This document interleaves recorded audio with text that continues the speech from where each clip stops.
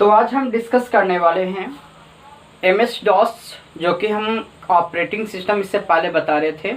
तो MS DOS के तीसरे अध्याय, आज आपका तीसरा संस्करण जो है क्लास 3, जिसमें हम ये बताएंगे। आज से हम MS DOS को स्टार्ट कर देंगे। इससे पहले एक बार हम फिर से रिपीट करना चाहते हैं कि मैंने इससे पहले आपको ऑपरेटिंग सिस्टम्स के बारे में बताए थे कि ऑपरेटिंग सिस्टम क्या होता है और ये क्यों ज़रूरी है।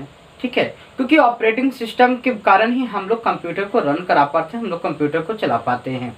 अगर हम लोग के सिस्टम में ऑपरेटिंग सिस्टम ना होगा तो कभी भी हम कंप्यूटर्स को रन नहीं कर सकते।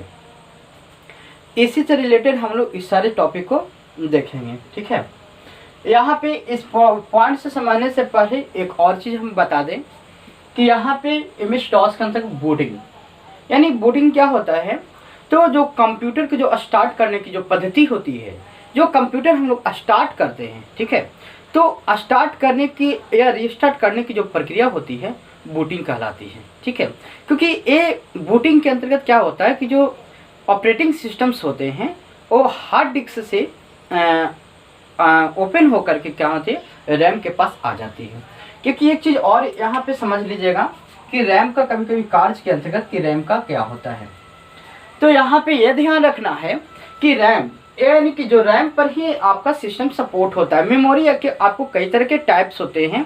आगे सारे फंडामेंटल्स में हमारे ये सारी चीज़ को स्टार्ट करेंगे। ठीक है, क्योंकि रेगुलर वाइज है नहीं, तो टॉपिक रेगुलर वाइज स्टार्ट होने के कारण जो है पहले की चीज़ छूट रही है। MS DOS आपका सीरियल वाइज प्रोग्राम पूरा इस पर ख़त्म होगा। सारे चीज़ को आप एक एक कर देखेंगे। अगर एक प्रोग्राम देखेंगे तो दूसरे प्रोग्राम में आपको पहले से कुछ न कुछ समझ में आ जाएगा। तो देखिए रैम क्या होता है। तो रैम एक प्रकार की मेमोरी है, रैंडम एक्सेस मेमोरी, जिसके ऊपर कोई सपोर्ट करता है। जैसे मानते हैं कि आप कंप्यूटर रन कर रहे हैं, कंप्यूटर को चला रहे हैं, तो जैसे ही आप कोई प्रोग्राम ओपन करते हैं, यानी प्रोग्राम ओपन करने से पहले आपको कहाँ स्टोर होती है, हार्ड डिस्क में। ठीक है, लेकिन जैसे ही आपने प्रोग्राम को स्टार्ट किया, प्रोग्राम को रन करवाना चाहे, और जैसे ही आपने प्रोग्राम को ओपन किया वो कहाँ चला आया, रैम के पास। याद रखिएगा, यानी सबसे पहले कोई भी प्रोग्राम आपके कहाँ सेव थे, हार्ड डिस्क के अंदर में सेव थे। लेकिन जैसे ही आपने किसी प्रोग्राम को ओपन किया वो हार्ड डिस्क से निकल के कहाँ गए, रैम के पास आ गए। ठीक है, क्योंकि कोई भी प्रोग्राम इसी पे रैम करता है। अगर आपका मोबाइल हो या कंप्यूटर हो, अगर उसमें रैम की कैपेसिटी कम होगी तो आपको प्रोग्राम हुआ चलने में प्रॉब्लम करेगा। ठीक है, लेकिन अगर आपकी रैम की क्वालिटी कैपेसिटी आपकी हाई होगी तो किसी भी प्रोग्राम को यदि आप ओपन करेंगे तो बहुत ही इजीली वे में आपका प्रोग्राम रन करने लगेगा। ठीक है, तो यही आपका था बूटिंग का प्रोसेस। लिखा हुआ the process of bringing computer into the normal operation condition is called booting. कहता है कि कंप्यूटर को जो भी आपको स्टार्ट करने की जो नॉर्मल स्टार्ट करने की जो प्रक्रिया है या रिस्टार्ट करने की प्रक्रिया को ही हम लोग क्या कहते हैं, बूटिंग।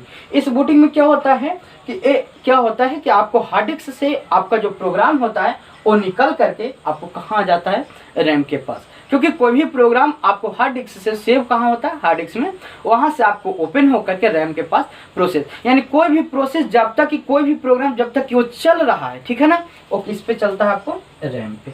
अगर आपको रैम की कैपेसिटी कम होगी वो रुक जाने लगेगा या फिर प्रॉब्लम होगा। या किसी मोबाइल में देखते होंगे ना कि नेट कम चलता है, या कोई भी वेबसाइट आप खोलते हैं तो लिखता है error not found, error note support. ठीक, इसके कारण क्या है कि आपकी रैम उतना सपोर्टेड नहीं है।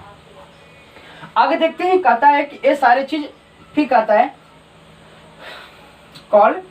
ठीक है, व्हेन वायो successful completes self check then it transfer the control to be boot record. यानी कि जो भी सिस्टम्स होते हैं उन सभी को कौन सा रिकॉर्ड करता है, बूट रिकॉर्ड जो है सारे सिस्टम में जो भी कार्य करते हैं उस सारी चीज को रिकॉर्ड करके रखता है।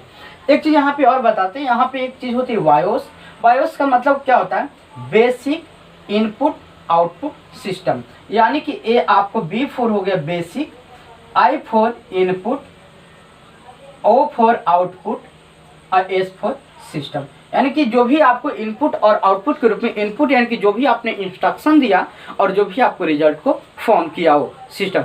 ठीक है, तो ये बेसिक इनपुट आउटपुट सिस्टम को जो भी रिकॉर्ड करता है, जो भी सूचनाएं आप कंप्यूटर के अंदर देते हैं और सारे जो रिकॉर्ड्स करते हैं उसी को हम लोग क्या कहते हैं, बूट रिकॉर्ड।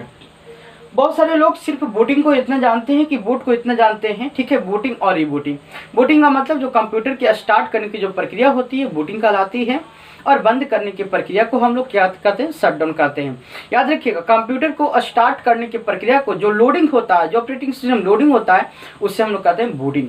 और जब आप कंप्यूटर को बंद कर रहे हैं तो उसे कहा जाता है शटडाउन, क्योंकि कंप्यूटर तभी पूर्ण रूप में बंद होगी जब आप कंप्यूटर को शट डाउन करते हैं, ठीक है, शट डाउन करेंगे तभी आपका पूर्णतः कंप्यूटर बंद होगा। इसके बाद हम लोग देखते हैं रीबूटिंग, यानी कि अगर आपको कंप्यूटर में कभी कभी प्रॉब्लम आने लगते हैं, कंटिन्यू आप कई सारे ओपन कर देते हैं, ब्राउजर वगैरह ओपन करते हैं, प्रोग्राम ओपन करते हैं और रुकने लगता है, तो आप उस स्थिति में जब सिस्टम नहीं काम करता या मोबाइल वगैरह हैंग करने लगता है तो आप रीस्टार्ट करते हैं। रीस्टार्ट करने की जो प्रक्रिया होता है वो आपको रीबूटिंग कहलाता है, ठीक है। अब यहाँ पे रीबूटिंग के साथ साथ वहाँ पे एक और कंडीशंस होते हैं, देखिए यहाँ पे लिखा हुआ है 2 टाइप्स ऑफ बूटिंग, जो कि बहुत कम लोग जानते हैं कि बूटिंग के 2 प्रकार से भी होते हैं।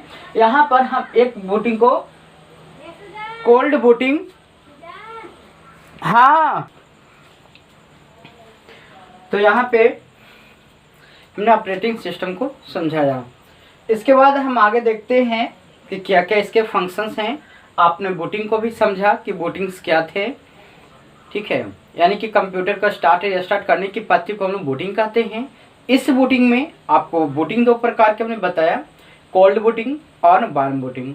कोल्ड बूटिंग का मतलब कि जब आप कंप्यूटर को स्टार्टिंग कर रहे हैं आपका कोल्ड बूटिंग, और यदि आपका कंप्यूटर को रिस्टार्ट करना है, पहले से आपका चालू है उसको बंद करना है, ठीक है, रिस्टार्ट करना है, तो उससे हम क्या बोलते हैं, वार्म बूटिंग। आगे हम अब देखते हैं MS DOS, ठीक है, और डॉस के बारे में हम जब ऑपरेटिंग सिस्टम के कुछ टाइप्स बता रहे थे उस समय भी MS DOS के बारे में हमने कुछ बताया था, वहाँ पर हम सारे फुल फॉर्म्स को भी बताए थे, यानी कि व्हाट इज MS DOS क्या है। तो देखिए पहले ही ये पता हो चुका है कि MS DOS एक सिंगल यूजर ऑपरेटिंग सिस्टम है, ठीक है, यानी कि पहले जो है आपको बहुत ही ज़्यादा यूज होता था ऑपरेटिंग सिस्टम, इस ऑपरेटिंग सिस्टम, लेकिन जब से आपका विंडोज आया है उसके बाद से जो है इस ऑपरेटिंग सिस्टम का यूज लगभग ना के बराबर हो गया है, लेकिन फिर भी इसमें मायने बहुत ज़्यादा ही रखते हैं। यहाँ पे देखिए MS DOS, यानी कि MS DOS is popular operating system. MS DOS उस जमाने का बहुत ही पॉपुलर ऑपरेटिंग सिस्टम रहा है।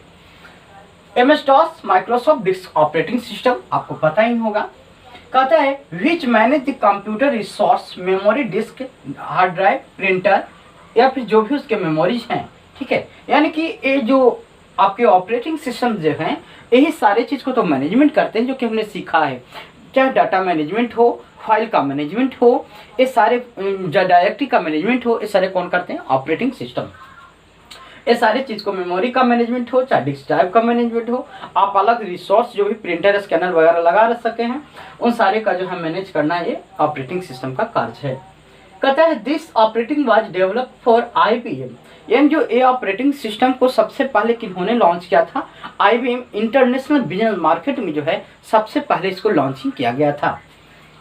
Compatible personal computer is by Microsoft corporation of USA announced by 1981। कहता है कि सबसे पहले IBM ने इस ऑपरेटिंग सिस्टम को जो है नाम दिया था, और IBM का जो नाम था इस DOS का नाम क्या था, 86 DOS। अगर पूछा जाए कि DOS का पुराना नाम या पुराना क्या है वर्जन था, उसका नाम था 86 DOS, ठीक है, जो किन्होंने दिया था, IBM ने। और इस IBM, शायद ऊपर में आपको नहीं दिख रहा होगा, बीच में नीचे लिख दे रहा है, ये DOS का जो ओल्ड नेम था 86 DOS था, ठीक है, 86 डिस्क ऑपरेटिंग सिस्टम। एक इन्होंने नाम कौन सा दिया था, IBM कंपनी ने जो है ये नाम आपको 86 DOS दिया था। लेकिन क्या हुआ था कि माइक्रोसॉफ्ट कॉर्पोरेशन ने इसे खरीद लिया था, और खरीदने के बाद इस ऑपरेटिंग सिस्टम का नाम क्या दिया, MS DOS। कब दिया था, उन्होंने 1981 में जो है इन्होंने इसका नाम रखा था MS DOS, ठीक है। कहता है MS DOS operating system established communications link between user and machines. कहता है कि ये ऑपरेटिंग सिस्टम एक ऐसा ऑपरेटिंग सिस्टम रहा जिसमें यूजर्स के साथ संपर्क बनाए हुए रखा, यानी यूजर्स के साथ इसका इंटरफेस जो है माध्यम रहा। और इसमें आगे चल के हम पढ़ेंगे कि इनमें जो भी काम होते हैं सारे एक कमांड्स लाइन्स के द्वारा होते हैं, जो कि मैंने बताया था सिंगल ऑपरेटिंग सिस्टम के साथ साथ ये जो है TUI ऑपरेटिंग सिस्टम पे बेस्ड है। TUI का मतलब टेक्स्ट यूजर इंटरफेस, या इसे हम कह सकते हैं CUI यानी कि कैरेक्टर यूजर इंटरफेस। ये हमें पता होगा कि पहले से आप जो समझे होंगे पार्ट 2 में, इसके आधार पर भी आप इस चीज को समझ चुके होंगे। ठीक है, इस कमांड प्रॉम्प्ट में देखिए डॉस प्रॉम्प्ट में इसके कुछ सिम्बल्स थे कैरेक्टर में, क्योंकि सारे चीज इसमें कैरेक्टर्स के ऊपर ही काम करते थे। और जब 1981 में इसकी घोषणा की गई थी MS DOS की, और इसकी स्टार्टिंग जो है आपका 1983 में जो है चला था। 1983 में इसका डेवलपमेंट काम करना शुरू हो गया। उस समय जो है सिर्फ कीबोर्ड ही थे, उस समय कोई भी माउस वगैरह नहीं था, इसलिए कमांड पर जो भी काम होते थे सारे चीज माउस के ऊपर ही होते थे। इसके कीबोर्ड का माउस का इसमें कोई भी रोल नहीं है। देखिए यहाँ पे कुछ इसके सिंबल्स थे जो कि कमांड लाइन में सब सारे कमांड दिए जाते हैं। उन कमांड में देखिए आपका ए आपका सिंबल्स क्या दर्शाता है, ए आपको कर्सर दर्शाता है। आगे चल के हम पहले आपको इसको किस सिंबल्स को बता देंगे और इसको ध्यान रखें। देखिए ए आपका कर्सर है। अगर आप विंडोज को देखते हैं तो इसमें इस प्रकार का जो है आपका टेक्स्ट का कर्सर या इस प्रकार से कर्सर ब्लिंक करते रहता है, जो कि यहाँ पे ए कर्सर जो है आपका टेक्स्ट का इस प्रकार से कर्सर है कमांड लाइन में। इसके बाद ए आपका सिंबल जो होता है ए आपका ग्रेटर देन का होता है, ग्रेटर देन। ठीक है, ए ग्रेटर देन का आपका सिंबल्स है। इसके बाद ए जो है आपका ए स्लैश है, नहीं दिख रहा होगा, मुंह पर में लिख दे रहे हैं SLASH।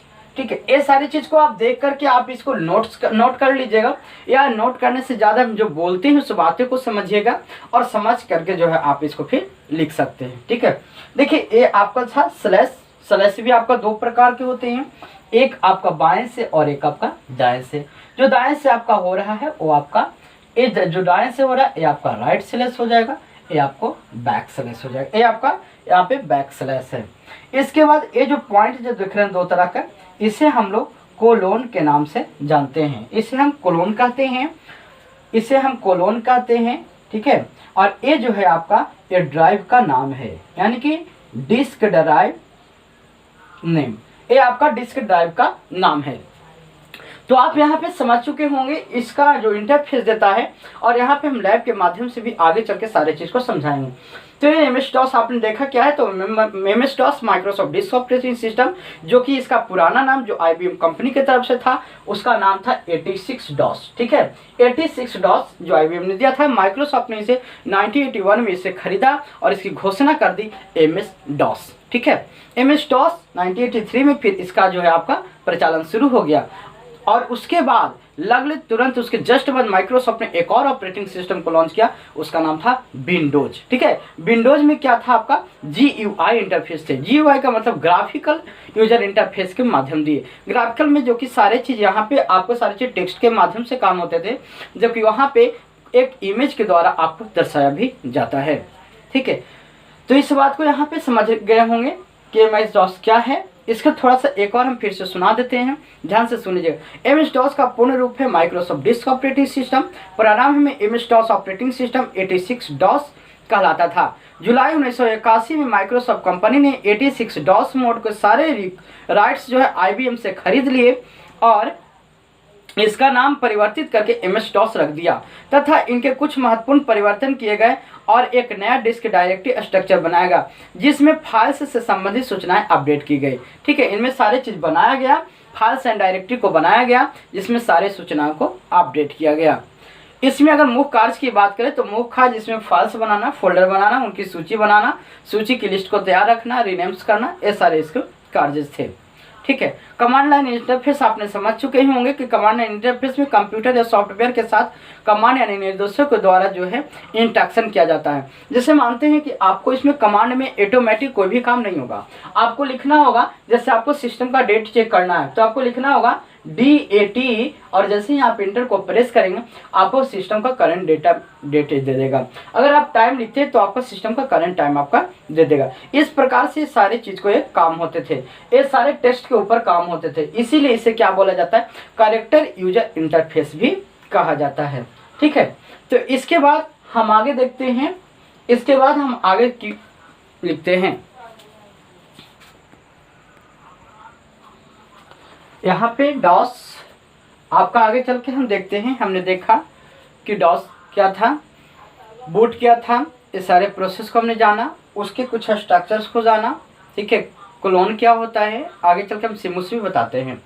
यहाँ पर अब आगे हम देखते हैं चल करके डॉस कमांड, यानी कि कमांड क्या है, तो हमने अभी बताया कि कमांड लाइन इंटरफेस, यानी कि एक क्या होता है कि सिस्टम और यूजर्स के बीच एक इंटरफेस चलता है, यानी टेक्स्ट के रूप में एक इंटरफेस से कमांड दिया जाता है, और डॉस कमांड के रूप में ये आज को कार्य करता है। जैसे हमने कुछ देर पहले बताया कि आप अगर डेट लिखेंगे तो आपको एक टेक्स्ट के रूप में दर्शाना होगा कि हम डेट चाहते हैं, ये सिस्टम आपको डेट दे देगा। अगर आप टाइम चाहते हैं, सिस्टम आपको टाइम्स दे देगा। इस प्रकार से सारे कमांड के ऊपर में चलते हैं। इसके ऊपर अलग अलग लैंग्वेज, इसको अलग अलग प्रकार से आपको कुछ कमांड देने होते हैं, और ये सिस्टम आपको उस लैंग्वेज में आपको जवाब को देगा। जबकि कंप्यूटर 0 और 1 के फॉर्म में पढ़ता है, शायद आपको पता ही होगा, जो कि बाइनरी नंबर में होता है। कहता है learning DOS is a similar in new language to communicable with DOS you should be able to use words और commands that DOS is understand the language that is used to communicate with DOS is called syntax। कहता है कि सबसे पहले ये जानते हैं जो कमांड होता है, जो कमांड लाइन इंटरफेस होता है, ये क्या होता है कि ये आपको यूजर एंड कंप्यूटर, जैसे मानते हैं कि ये एक प्रकार का ऑपरेटिंग सिस्टम था, यहाँ पे आपका कंप्यूटर है, मान के चलते हैं कि ये आपका कंप्यूटर है। ठीक है, और एक कंप्यूटर, और यहाँ पे कौन है, आपका ऑपरेटिंग सिस्टम है, और यहाँ पे क्या है, यूजर है। ठीक है, ये ऑपरेटिंग सिस्टम, या इसको हम ये कह दे कि ये आपका सॉफ्टवेयर है। तो कंप्यूटर यानी कि ये आपका हार्डवेयर पार्ट है। ये कौन सा पार्ट हो गया, आपका हार्डवेयर पार्ट है, आपका सॉफ्टवेयर पार्ट है।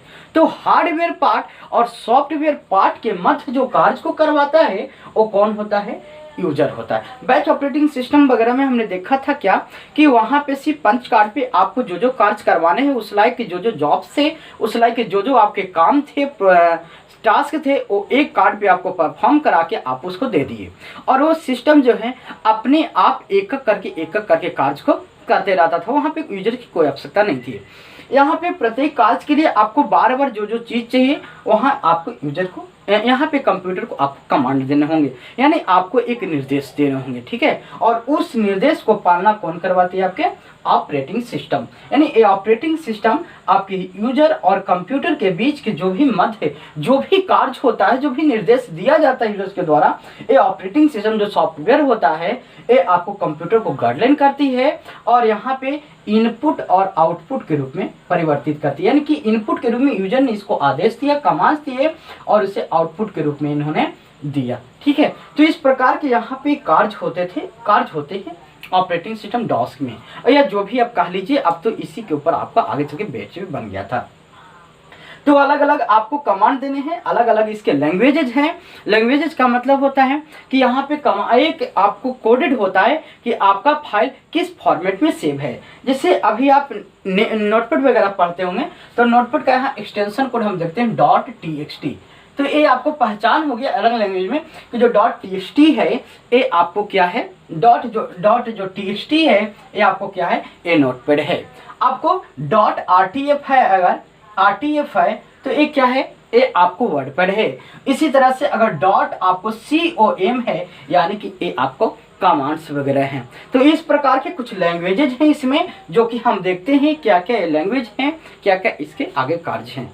ठीक है, तो यहाँ पर हम आगे देखते हैं इसको क्या बोला जाता है, जो भी हम सिंटेक्स को देते हैं, जो भी हम कमांड देते हैं उससे हम क्या बोलते हैं, सिंटेक्स के रूप में भी हम लोग जानते हैं। ठीक है, कहता है टाइप्स ऑफ कमांड्स। कमांड कितने प्रकार के होते हैं, तो कमांड आपके दो प्रकार के होते हैं, एक आपका इंटरनल कमांड और एक आपका होता है एक्सटर्नल कमांड। तो चलिए इसको मिटाते हैं, इससे आप स्क्रीनशॉट ले लीजिए और इसे अगले स्लाइड में हम लोग देखते हैं। स्ट्रक्चर ऑफ डॉस आगे हम लोग देखते हैं। कहता है कि डॉस में to instruction between computer and operating system program interface, यानी कि डॉस की जो संरचना यह बताता है कि कंप्यूटर और ऑपरेटिंग सिस्टम के जो मध्य जो होता है एक कार्य को स्थापित करने की विधि है। इसमें हम जैसे कुछ कुछ जो कार्य करवाते हैं, यानी कि कुछ आपके एक्सटेंशन फाइल्स होते हैं। जो लैंग्वेज क्या था, एक एक्सटेंशन फाइल था, उस एक्सटेंशन फाइल्स के रूप में क्या होते हैं, ये अलग अलग फाइल्स के रूप में कार्य करने के लिए जगह प्रदान करती है।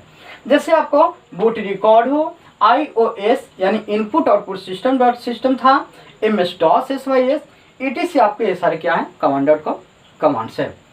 फिर कहता है configuring DOS configuring system auto exec bat and files to provide the set of computer commands, यानी कि कहता है कि ये जो कॉन्फ़िगर कमांड हमने लिखा, कहता है कि जो कमांड्स होते हैं एक कंप्यूटर में एक सेट्स को प्रदान करते हैं, जहाँ पे कंप्यूटर्स में हम लोग कोई कमांड लाइन को डालते हैं और वो कमांड लाइन के आधार पे हमारे जो सिस्टम्स होते हैं वो आपको क्या करता है, वो आप लोग के फाइल्स में स्टोर होता है और साथ में उस फाइल्स से जो है आपके सारी चीज़ों को एक अलग अलग फाइल्स के रूप में व्यवस्थित करता है और हम लोग सारे कमांड्स को उसके अंदर में देते हैं।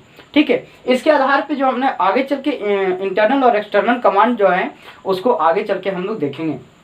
इससे पहले जो है बूट रिकॉर्ड्स, ये सारी चीज़ को हम एक बार पढ़ के सुनाते हैं क्या काम करता है।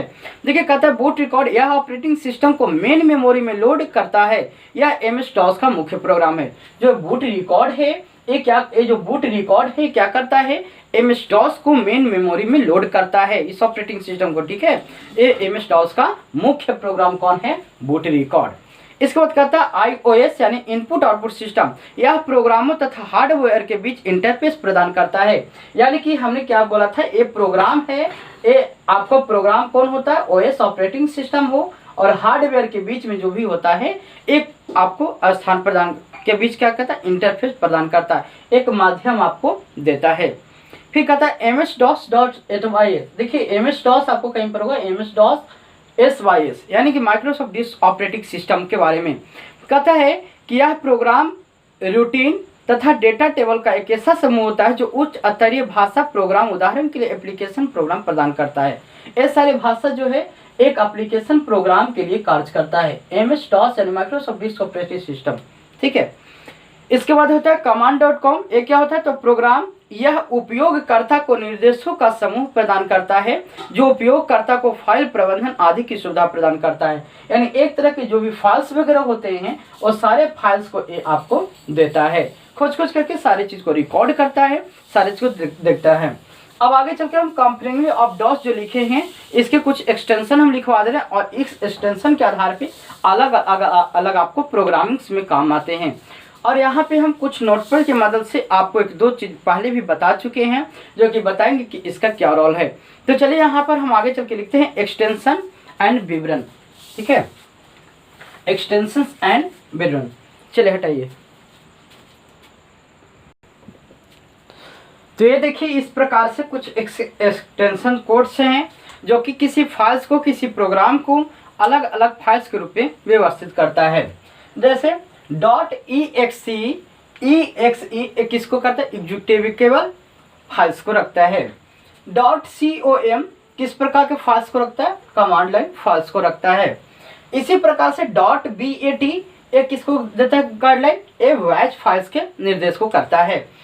अब .bat का यूज हम नोटपैड में भी बता चुके हैं, जहां पर एक बार में कई फोल्डर आप बना सकते हैं। यानी कि ये नोटपैड का हमारा जब वीडियोस देखिएगा तो वहाँ पे आपको मिल जाएगा कि .bat जिसमें एक्सटेंशन कोड अगर आप लगा देते हैं तो समझ लीजिए कि उसमें अगर आप एक बार में हजारों फोल्डर्स आप बना सकते हैं। अलग अलग डिफरेंट प्रकार का आप फोल्डर्स को बनाना है, .bat एक्सटेंशन कोड डाल दीजिए। इसी प्रकार से .bvs वगैरह होते हैं, ये भी सारे कोड्स होते हैं जो अलग अलग स्पीकिंग क्लॉक्स बोलने वाला होता है, बहुत सारे होते हैं। जब आप प्रोग्रामिंग को पढ़ेंगे तो इसमें से बहुत सारे फाइल्स के बारे में पढ़ेंगे, बहुत सारे एक्सटेंशन फाइल्स के बारे में पढ़ेंगे।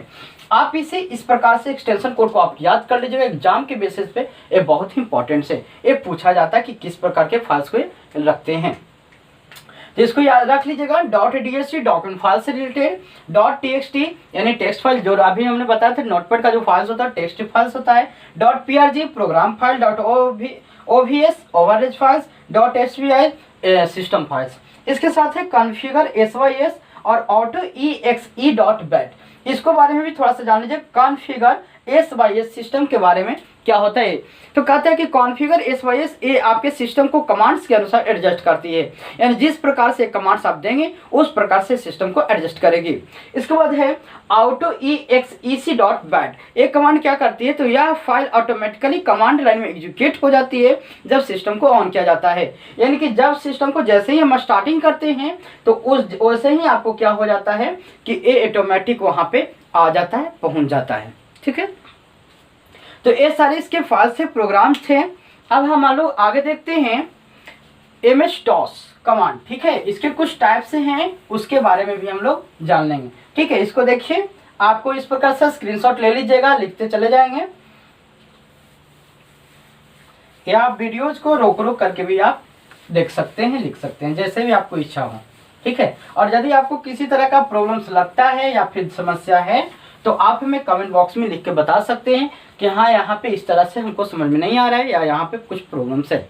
ठीक है, आगे कहता है MS-DOS यानी कि कमांड, यानी कि 2 टाइप्स ऑफ कमांड। कौन कौन से कमांड्स आपके होते हैं, एक होते हैं इंटरनल कमांड और एक आपके होते हैं एक्सटर्नल कमांड। इंटरनल कमांड कौन से कमांड होते हैं, ठीक है, 2 टाइप्स ऑफ कमांड, एक आपका होता है इंटरनल कमांड और एक आपके होते हैं एक्सटर्नल कमांड। इंटरनल कमांड और एक्सटर्नल कमांड। इंटरनल कमांड वे कमांड होते हैं जिसमें इस सिस्टम के आपको जैसे ही आपको बूटिंग सिस्टम, जैसे ही ऑपरेटिंग सिस्टम लोड होती है वैसे ही ये आपको स्टोर हो जाते हैं। और ये जो एक्सटर्नल कमांड्स होते हैं, एक कमांड के लिए इसमें आपको कोई भी अलग से कोई भी मेमोरी में कोई भी जगह की आवश्यकता नहीं पड़ती है, जबकि एक्सटर्नल कमांड्स के लिए आपको अलग से कुछ आवश्यकता पड़ती है। चलिए पहले इसके हम थोड़े से डिफिनेशन लिख लेते हैं, इसके बाद हम आगे की और बात करते हैं।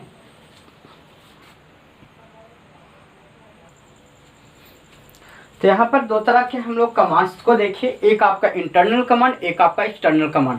इंटरनल कमांड वे कमांड होते हैं जिसमें आपको ऐसी कमांड्स होती है जो MS-DOS की मुख्य फाइल कमांड, ठीक है, या प्रोसेसर में पहले से ही स्टोर होती है। इन कमांड्स के द्वारा हम मेन रूट की डायरेक्टरी और फाइल्स को देख सकते हैं।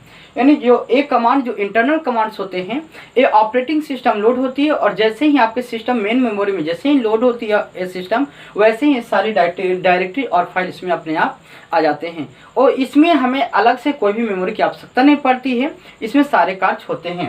यानी कहता है internal commands are simplest most commonly used for when you list the directory on your MS-DOS disk, you can not see these commands, ठीक है, because they are the part of a file named command.com।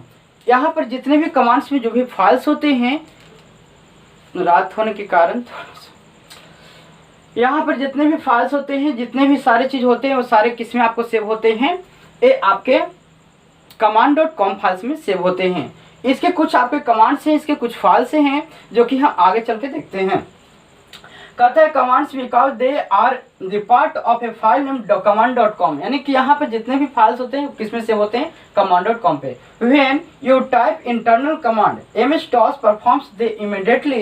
This is because they you loaded into computer memory when you started MS-DOS। यानी कि जैसे ही आपके computers की memory में load हो जाती है ऑपरेटिंग सिस्टम, वैसे ही आप इस पे कार्य करना शुरू कर देते हैं। कुछ इंपॉर्टेंट कमांड्स जो होते हैं ये आपको यहाँ पे दिए गए हैं। Some list of MS-DOS internal command कौन कौन से होते हैं, cd dot cls time vol ver copy con type ren del md cd, इस प्रकार से जो है आपको बहुत सारे जो कमांड्स है वो सारे कौन से कमांड्स में आते हैं, वो आपके इंटरनल कमांड में ही आते हैं। और इन सारे कमांड्स का जो है हम आपको यहाँ पे कार्य करने के लिए भी बताएंगे, ठीक है। तो ये अपनी इंटरनल कमांड, यहाँ पे मुख्य पॉइंट्स जो है वो आपको जानने हैं, यानी कि ऑपरेटिंग सिस्टम क्या है, ऑपरेटिंग सिस्टम कितने प्रकार के होते हैं, एंड मोबाइल का ऑपरेटिंग सिस्टम कौन कौन से होते हैं, इसके बाद कौन कौन से एक्सटेंशन कोड होते हैं, किस फाइल के एक्सटेंशन कोड होते हैं, डॉट बैट कहाँ काम करता है, command.com किसका एक्सटेंशन कोड है, आपका डेट एंड टाइम जो है कौन सा कमांड है, इंटरनल कमांड है या एक्सटर्नल कमांड है, इस प्रकार से है। इसमें सारी चीज़ों को हम लोग को जाननी होती है, ठीक है। और यहाँ पे सिंटेक्स हम सारे चीज़ सिंटेक्स के रूप में एक बार अच्छे से समझा देंगे, उसके बाद हम सारे चीज़ लैब पे चलेंगे। और इसके साथ लैब के साथ साथ इन सभी का एक आपको पीडीएफ के रूप में जो है हम सारे चीज़ दे देंगे मिस्टॉस का, आप वहाँ से इसको चला देंगे, स्क्रीनशॉट करके लिख लीजिएगा, आदि कर लीजिएगा। तो ये आपको इंटरनल कमांड, तो याद रखिएगा इंटरनल कमांड आपको कहाँ लोड होती है, तो ये कंप्यूटर के आपके मेन मेमोरी में लोड हो जाती है। और जैसे ही मेन मेमोरी में लोड हो जाती है आप इस पर कोई भी कार्य आसानी से कर सकते हैं, ठीक है। तो ये सारे कमांड्स हैं, कमांड के फाइल्स हैं, कहाँ लोडेड होते हैं, सारे यहाँ पे दिखाई दे रहा है। चलिए अब इसके हम आगे लिख लेते हैं एक्सटर्नल कमांड्स के लिए।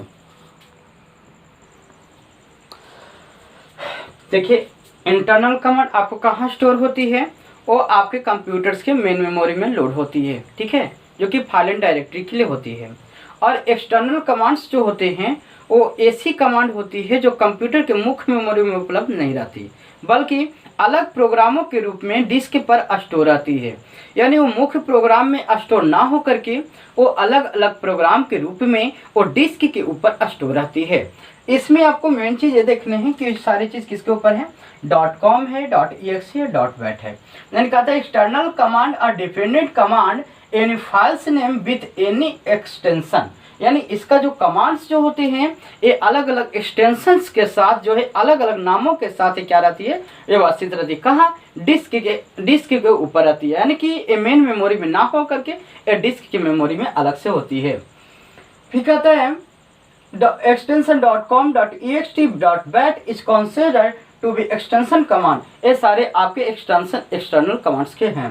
Those files which are having their extension either .com, .exe or .bat will be executed on DOS prompt। ये सारे DOS prompt का जो है कि ये सारे कोडेड हैं, जो कि हम कुछ देर पहले ही बताए थे और बोले थे ये सारे एक्सटेंशन कोड को याद रखना है कि कौन कौन से एक्सटेंशन कोड किस प्रॉम्प्ट को दर्शाता है, ठीक है। If you have more than one external command with the same name, MS-DOS will run only one of them according to the following orders। कहते हैं कि एक्सटर्नल कमांड्स में या इंटरनल कमांड को मान के चले तो इसमें जो भी आप यहाँ पे कमांड देते हैं उन कमांड्स लाइन को एक बार में एक ही तरह की दिखाती है। अगर आप चाहते हैं को आप उसे वही सेम चीज़ कॉपी करते जाएं तो ये पॉसिबल नहीं होता है, उसको अलग से डुप्लीकेटेड के रूप में शो कर देगा 1 2 3 इस प्रकार से, लेकिन वो जल्दीबाजी में होगा नहीं, ठीक है। तो यानी कि आप यहाँ पे एक चीज़ एक फाइल्स आपने बना लिए हैं, उस पर कोई काम कर रहे हैं तो उसी नाम से आपका दूसरा कोई फाइल नहीं बन पाएगा। और एक नाम से जो भी फाइल्स होंगे वो सारे एक अकॉर्डिंग रूप में ये आपको सरियाते चला जाएगा, ठीक है। तो उसमें हमने इंटरनल कमांड में स्विच कमांड पढ़ा था, कुछ प्रॉम्प्ट कमांड पढ़े थे, वो सारे आपके इंटरनल थे। यहाँ पे देखिए कुछ एक्सटर्नल कमांड्स के भी कुछ एग्जांपल्स हैं, जैसे कहता है डिस्क कॉपी, फॉर्मेट, रिट्रीव, लेवल, backup, restore, FC, sort, memory, CHK, ठीक है, मोड, etc। ये सारे कमांड्स क्या होते हैं, ये सारे आपके एक्सटर्नल कमांड्स होते हैं। इन एक्सटर्नल कमांड्स के ऊपर भी हम लोग काम करते हैं और एक्सटर्नल कमांड्स और इंटरनल कमांड मिलकर के आपके सिस्टम में सारे फाइल्स को अरेंज करते हैं, ठीक है। यानी कि बैकअप लेना हो, रिस्टोर करना हो, वापस लाना हो, डिलीट हो गया फाइल्स उसको लाना हो, ये सारी चीज़ को करते हैं। यहाँ तक कि कमांड्स के द्वारा हम बहुत अच्छे सिस्टम में अगर किसी भी तरह का छेड़छाड़ हो गया है, उसको सेटअप भी करना हो, नहीं स्टार्ट हो रहा हो, किसी के हैक करना हो, किसी मेमोरी से पासवर्ड रिकवरी करना, बहुत सारे चीज़ हम कमांड्स के द्वारा कर लेते हैं। यहाँ तक कि पहले आपको विंडोज नहीं था तो कमांड पे सारे काम टेक्स्ट के रूप में होते थे, और आज भी कमांड्स के लोग काम नहीं करते हैं, लेकिन अगर कमांड्स पे काम करेंगे तो सारे चीज़ विंडोज के ऊपर ही चला जाता है। हम यहाँ पे CUI के साथ साथ आपको GUI इंटरफेस को भी दिखाएंगे कंप्यूटर इंटरफेस में, ठीक है।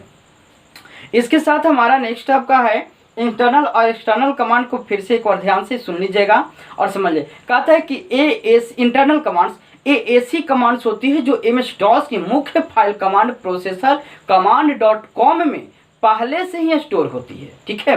फिर से सुनिएगा, ये ऐसी कमांड्स होती है जो MS-DOS की मुख्य फाइल कमांड यानी प्रोसेसर command.com, यानी .com किसका है, कमांड का एक्सटेंशन है तो command.com में पहले से ही स्टोर होती है। इन कमांड्स के द्वारा मेन रूट की डायरेक्टरी और फाइल्स हम देख सकते हैं, यानी मेन रूट की जो भी फाइल्स और डायरेक्टरी है हम सीधे इसको देख सकते हैं। और यहाँ पे एक्सटर्नल कमांड पे हम लोग काम करते हैं, यानी कि कहता है कुछ इंटरनल कमांड्स यहाँ पे कौन कौन सा था, डेट टाइम वोल वैल ये सारी चीज़ था।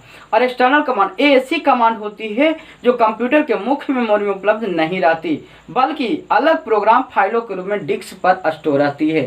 ठीक है, तो इस प्रकार से आपके इंटरनल और एक्सटर्नल कमांड है। तो आजकल अब डिफिनेशन से ज़्यादा आपको मेन पॉइंट्स आपको याद रखने हैं कि इंटरनल कमांड की एग्जांपल्स क्या हैं, एक्सटर्नल कमांड्स की एग्जांपल्स क्या हैं, इंटरनल कमांड क्या होता है, एक्सटर्नल कमांड क्या होता है, किस प्रकार की सूचना होता है, एक कहाँ स्टोर होता है, बूटिंग क्या है, बूट रिकॉर्ड क्या है, वार्म बूटिंग क्या है, कोल्ड बूटिंग क्या है, ये सारे चीज़ जो हैं आपको पूछे जाएंगे। फिर उसको पूछे जाएंगे कि कौन सा कमांड किस रूप में काम करता है, तो आगे चल के हम सारी चीज़ देखेंगे। इससे पहले हम ये देख लें कि इसको हम स्टार्ट कैसे करते हैं। तो कंप्यूटर को स्टार्ट करने की जो पद्धति है उसके साथ साथ आपको कुछ प्रोग्राम की जो पद्धति, जैसे MS एक्सेल का वीडियो जो देखे होंगे उनको ये पता होगा कि किस प्रकार से प्रोग्राम को स्टार्टिंग किया जाता है। और प्रोग्राम को स्टार्ट करने के लिए कोई अलग से कोई भी चीज़ की आवश्यकता नहीं है, आप किसी भी प्रोग्राम को आप उस तरीक़ों से खोल सकते हैं। चलिए, तो यहाँ पे लिख सकते हैं हाउ टू स्टार्ट, जो भी लोग नए होंगे, how to start command prompt. Windows भी ऑपरेटिंग सिस्टम है, विंडोज को भी जो भी अगर रिक्वायरमेंट आएगा तो विंडोज को भी हम ऑपरेटिंग सिस्टम के बारे में बताएंगे। और उसी के अंतर्गत जो है हमारा ये सारे MS ऑफिस के पैकेजेस चलते हैं, जिसमें हम अभी एक्सेस को बता रहे हैं, उसके बाद आपको MS वर्ड को भी लेकर चलेंगे और टैली को भी साथ में चलते ही रहेंगे। तो ये बहुत जल्दी आपका कमांड का ख़त्म हो जाएगा, आपको 4 से 5 अध्याय में लगभग आपका कमांड का पूरा टॉपिक ख़त्म हो जाएगा, तो इससे हम मुक्त हो जाएंगे। तो चलिए, आपका पहला मेथड हम क्या कर सकते हैं प्रोग्राम को स्टार्ट करने के लिए, स्टार्ट क्लिक स्टार्ट बटन। ठीक है, स्टार्ट बटन पे क्लिक करना है आपको, फिर search click search file and folder या वेब बॉक्स। आपको एक बॉक्स मिलेगी, इसमें आपको क्लिक करना है। ठीक है, और टाइप करना है एंड टाइप CMD और ओके। इसके बाद है सेकेंड आपको method, Windows press keyboard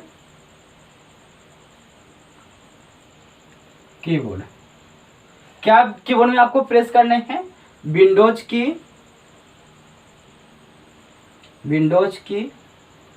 +R। ठीक है, विंडो की +R आपको सर्च करने हैं। यहाँ पर होगा ओपन रन बॉक्स। आपको डायरेक्ट आपको टाइप करने हैं, टाइप CMD, उसके बाद ओके या इंटर करना है। ठीक है, ये आपका कमांड आपका ओपन हो जाएगा। इस तरीक़ों से आप कमांड्स को स्टार्ट कर सकते हैं। और अब हम सारे आपको कमांड को एक एक करके जो भी यूज है उन सारे कमांड्स को यूज को बताएंगे। उससे पहले कुछ अगर आपको सिंबल्स वगैरह लिखने हैं, आप सिंबल लिख सकते हैं, greater than, less than, space, ये भी देखिए काट दीजिएगा, ये आपका स्पेस है। ठीक है, स्पेस,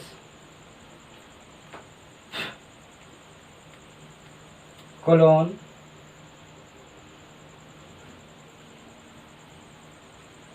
कमांड का कर्सर,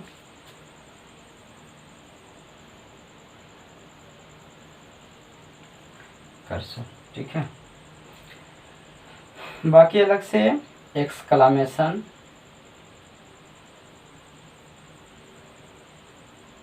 मार्क, और भी बाकी सारे आपको बहुत सारे सिंबल्स हैं, वो आपको एक एक कर आगे आगे हम लोग पढ़ते रहेंगे। तो ये आपको MS वर्ड स्टार्ट करने की प्रक्रिया थी ये आपको।